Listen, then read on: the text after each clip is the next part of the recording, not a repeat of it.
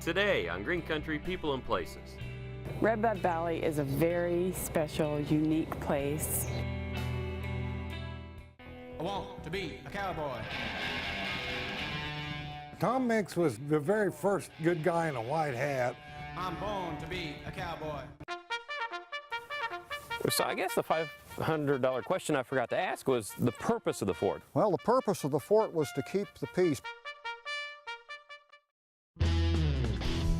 Oklahoma's Green Country.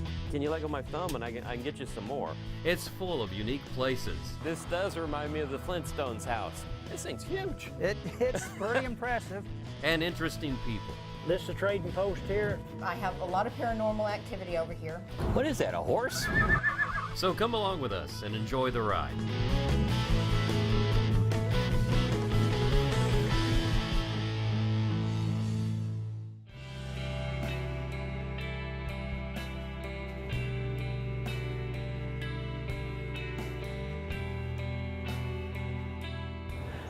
We're just outside of Catoosa, north of I-44 on 161st East Avenue, and we're at Redbud Valley Nature Preserve.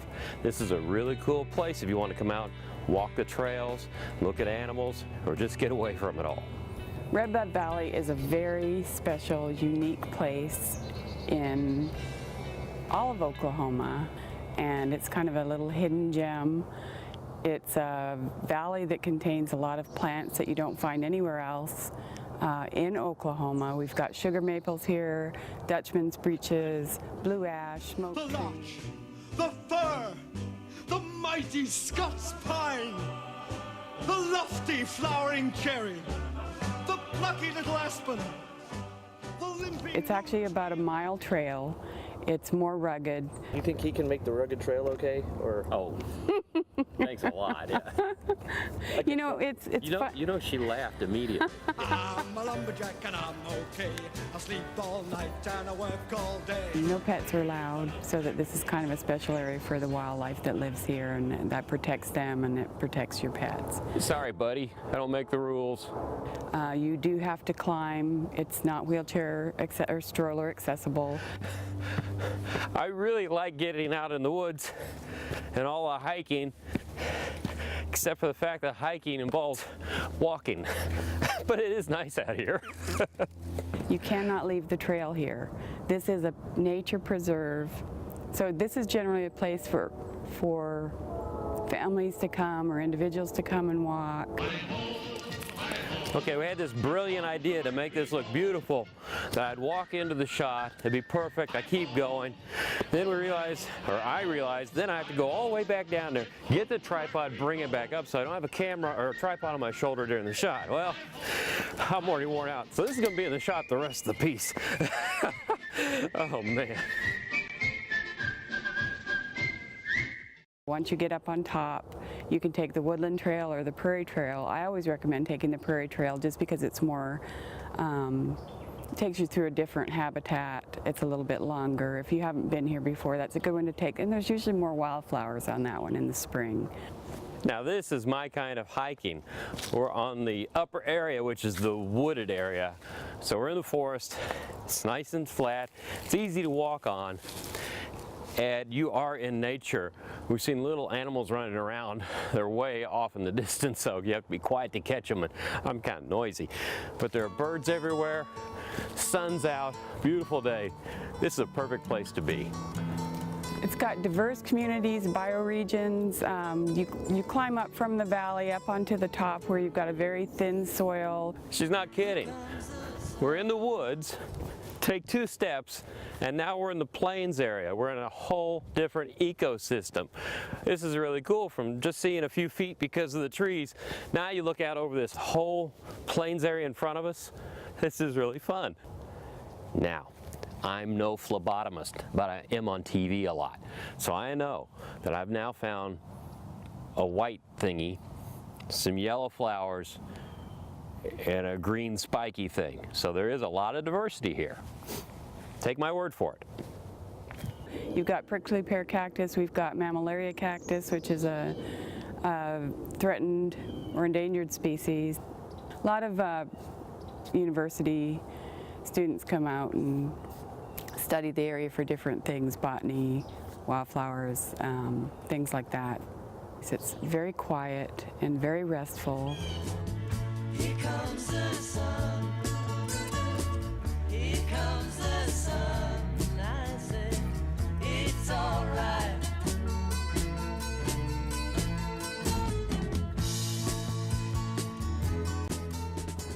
Where'd he go?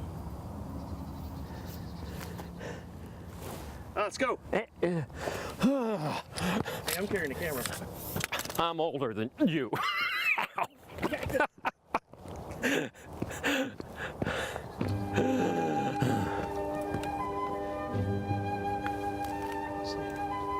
We just heard some deer. Now it's hard to see through the woods right now, but there were 2 white-tailed deer right there. We did see them with our eyes, though, honest. We did see them. That's so cool. Up top there's chinkapin oak, post oak, blackjack oak, we've got hickory. There's just such a diversity of trees. Wow, what a view. We've just left the plains and woodland area and we're about ready to go down. And this is going to be where we're going to find all the cool limestone formations and everything like that. And how nice of them to supply a bench. Let's go. What? Let's go. Okay. It's not going to sit on a bench for what? Trail's this way. No! Whoa. Where's it? Oh, okay. I'm glad I got you along. Yeah. It's the dirt thing in the middle of the grass. I just. No! When you get to the ravine, you can go back on the woodland trail, or at the ravine you can go down and you can choose to take the bluff trail, which is much more rugged. With kids and stuff, you get to climb up through boulders and along the bluff trail. I sense a change in the scenery, mainly because it's getting easier. I'm walking downhill now. This is the lower area where they have all these great limestone formations. Oh, this is really neat. This is literally a whole nother world down here. It's another one of the ecosystems that you'll find. Like I said, I'm not an astrologist, but there's a lot of cool stuff down here. Oh my word, this is neat.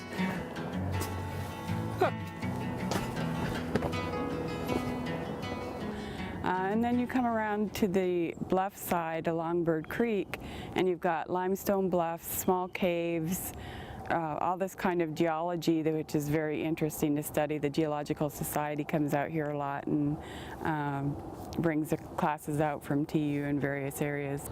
We do have some bats. We have had bats in the past. The caves are quite small, and kids can go in them a little ways. Nope. No bodies.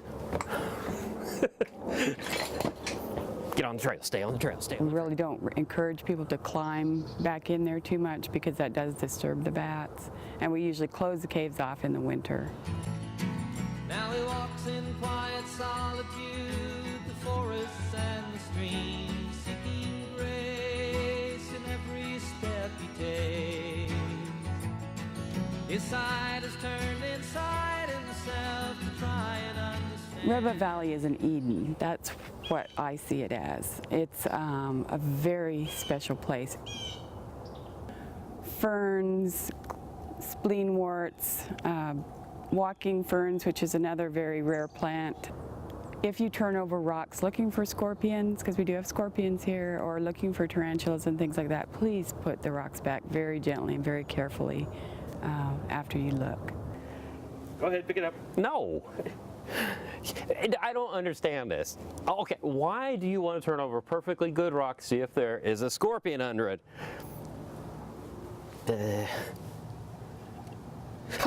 No, nothing there. I'll put the rocks back though.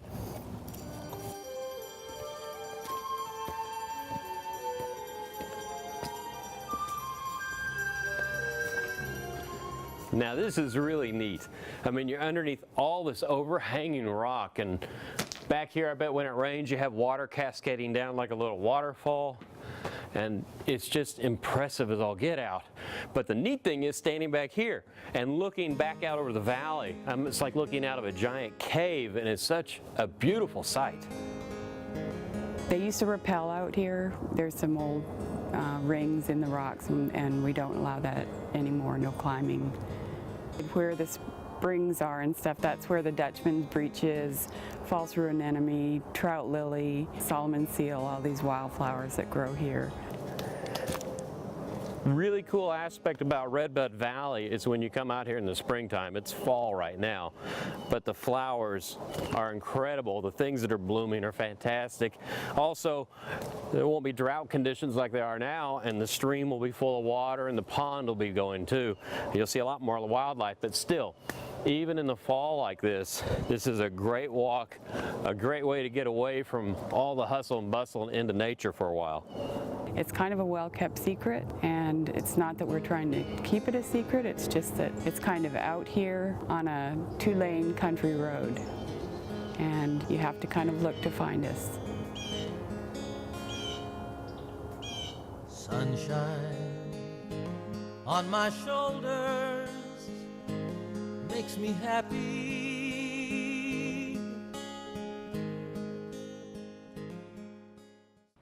If you happen to be driving through the town of Dewey, you've got to stop at the Tom Mix Museum, one of Oklahoma's most famous cowboys. I want to be a cowboy. I'm going to be a cowboy. I'm born to be a cowboy. I want to be a cowboy. Tom Mix was, of course, one of the very first good guy in a white hat. He went to a Buffalo Bill Wild West show as a young man, and he decided that was it. He wanted to be a cowboy. He lived a pretty adventurous life, ended up in Dewey, Oklahoma. In 1912, his oldest daughter, Ruth Mix, was born here, and he was the marshal that winter here in Dewey, Oklahoma. Between being in the Wild West shows in the summertime, in the winters he'd work as a marshal different places. After 1912, he moved to Arizona and took up movie making pretty much full time. Made over 330 movies in his career, most of them silent, and the rest is history, as they say. Happy trails to you until we meet again. Happy trails to you. Was the first millionaire cowboy movie guy, always wore a white hat, was a non-smoker, non-drinker on the screen, and later the hero of the Ralston Purina radio show. So he ended up in the 1930s back in the circus business. So he always liked live performance best, and when he died in 1940, he was trying to put together another circus, and go back out on the road again. Okay, our collection here was all the personal possessions of Tom Mix at the time of his death. Everything in our collection was a part of his ranch house. Like a rhinestone cowboy, riding out on a horse in a star-spangled rodeo. Like a rhinestone cowboy.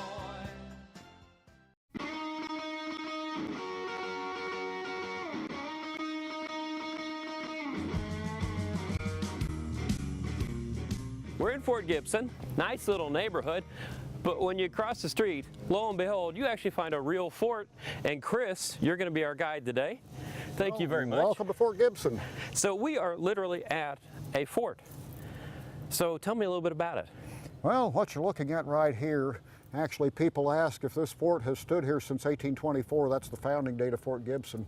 And actually, this is a reconstruction from the New Deal period. The WPA built this back in the middle of the 1930s. Oh yeah, that was to get people jobs, to keep them working during the Depression. And you know, even before that period when people were looking for jobs and looking for the government to stimulate the economy and so forth, there was a certain amount of popular demand here to have the old log fort reactivated once again, because people did remember the famous old Fort Gibson that was here during the Indian removal period.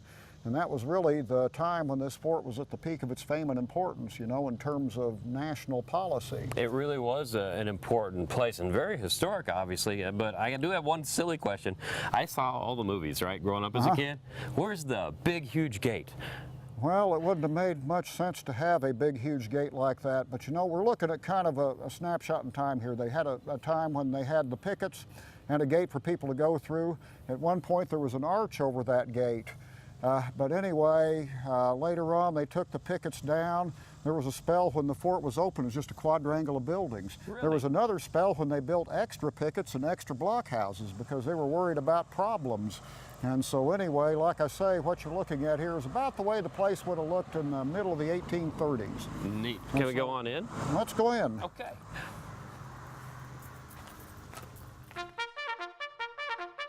You know, as we walk in here, this is a really large fort, but I see you have a gentleman raising the flag. Is this a regular event? Right, every morning. In fact, when the fort was active, it was a very big occasion, what they called the morning parade. And all the troops would fall out, they'd raise the flag very ceremoniously, and then they would read the orders for the day, they'd inspect the troops. Now, when you look at this entire area here, it is huge. You know, outside it doesn't look as big, but you get in here, there's this big area. Did they use the grounds inside for certain things? Right, well, the parade ground, like I say, to drill. Yeah.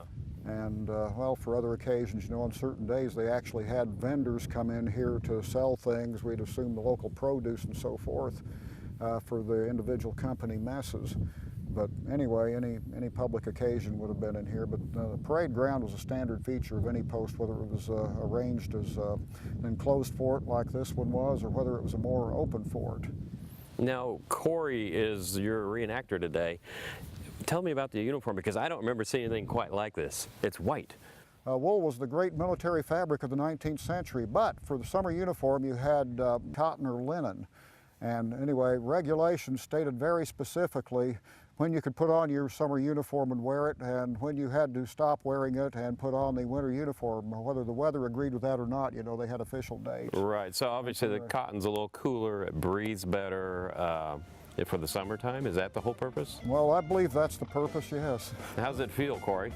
It's still a little warm, but it's better than the wool.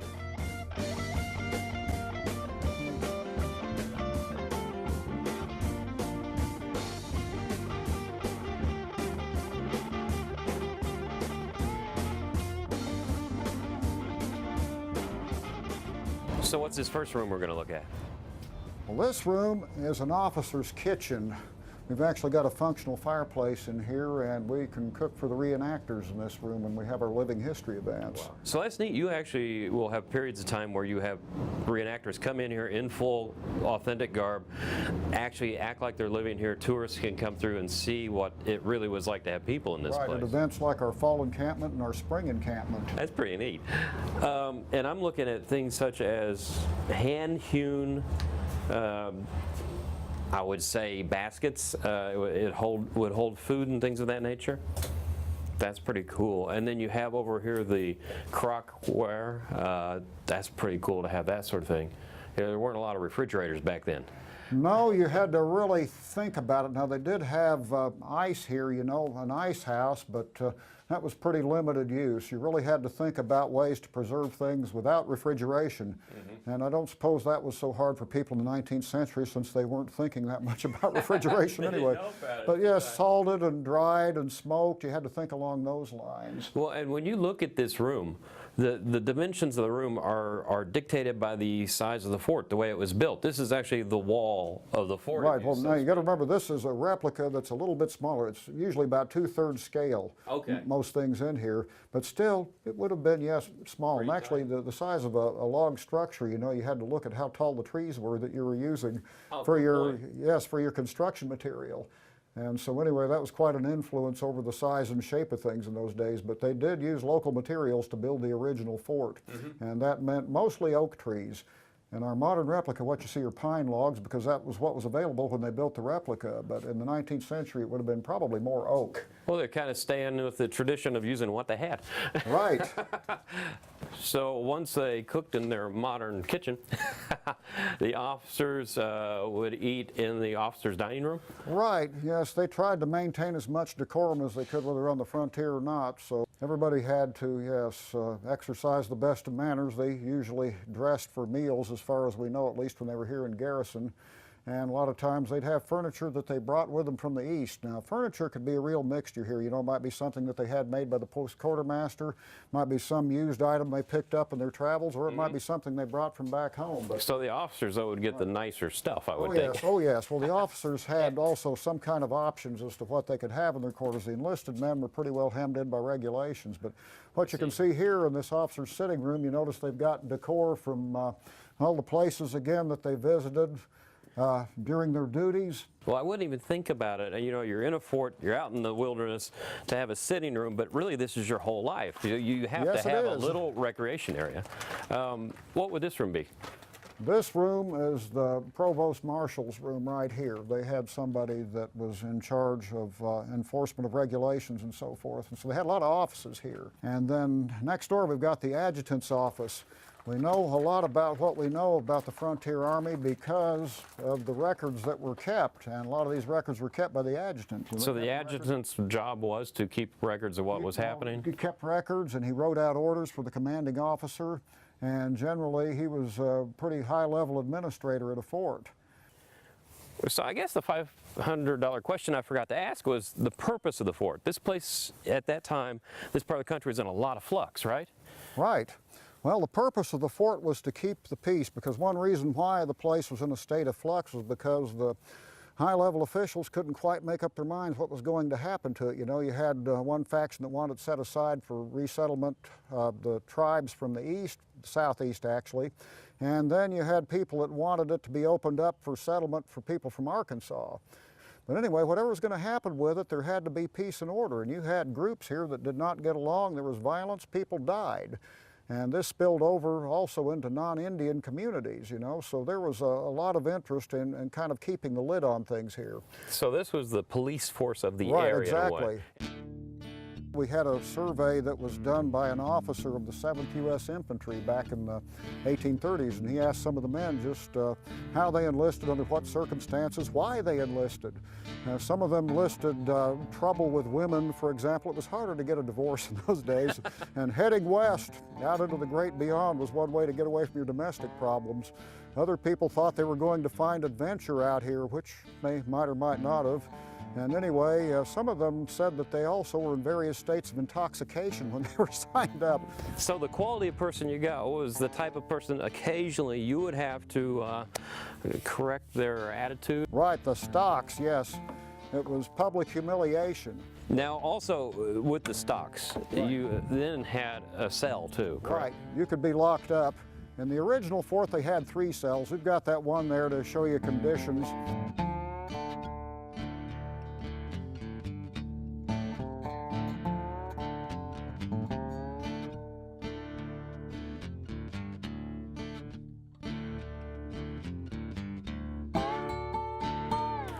So there was punishment if you did something wrong, but then also you're enlisted, your quarters where you slept weren't exactly the greatest on earth, were they? Well, no, and especially not here. This place was sort of notorious for having poor quarters, but it was infested with bugs. The roofs leaked in a lot of cases. They had heating problems and so on and so on. But anyway, that was pretty much the case at most frontier forts anyway. Now the beds I'm looking at, they're period look, but that would sleep 4 people? Right. Well, each bunk would sleep, yes, 4, 2 above, 2 below. I thought 4 for the whole. You're talking about 2 people shared a bed. Mm-hmm. And this was a standard 19th century practice in the civilian world too. You're kidding.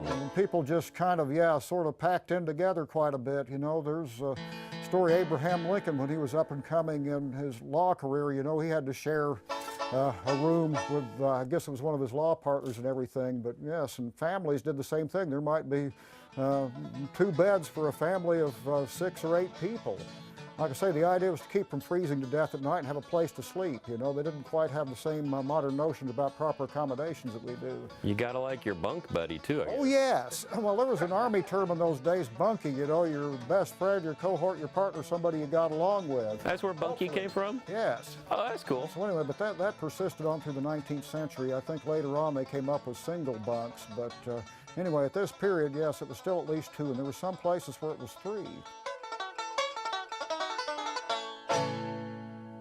So we were in the garrison, we're outside the garrison, but we're actually we're still in the fort, right? Because it had other buildings, and this is the mess hall? The mess hall, right. For the enlisted men. It was for the enlisted men, right. Company kitchens and mess houses if you want to get official about it, but this was one of the more than 60 outbuildings that was outside of the main part of the fort. It was a very extensive place. You also have one little hidden secret that you only bring out on special occasions, right? Only very special occasions. And we're one of them, I appreciate that.